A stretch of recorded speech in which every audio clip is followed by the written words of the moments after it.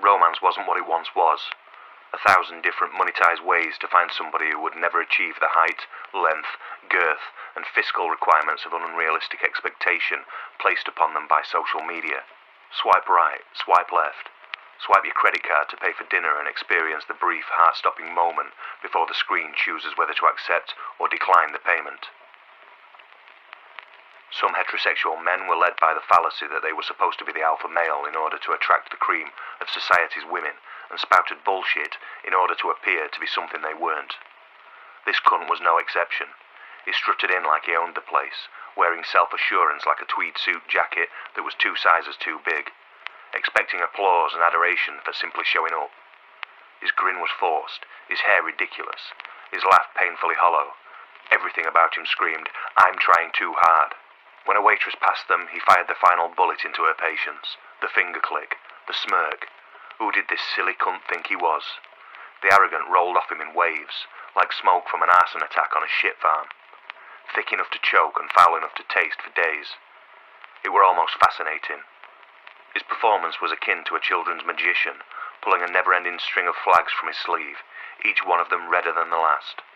By the time he'd finished, she wondered how he made it this far without choking on his own ego. But that wasn't what really soured the night. It wasn't him, it was her. It hit her in the moments she wasn't performing back. The way she nodded and smiled like a perfectly trained puppet, but only so she could mentally draft the tweet she would write later. The scathing post about the worst date ever, and why she could never find a man that was normal.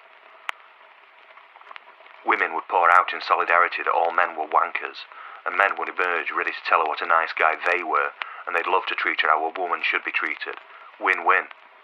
She didn't give a fuck about him.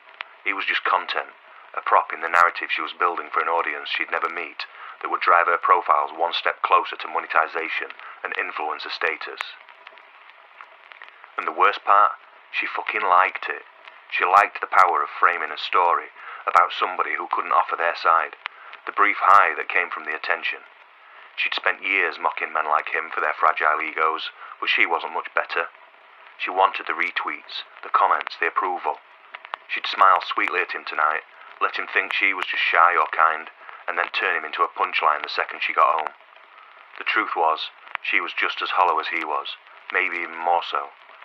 As the night's hours ticked slowly on in her bed, her doom scrolling and the algorithm conspired to deliver to her a man who seemed to speak sense and feed into her insecurities.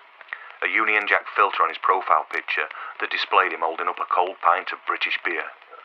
He was the alligator.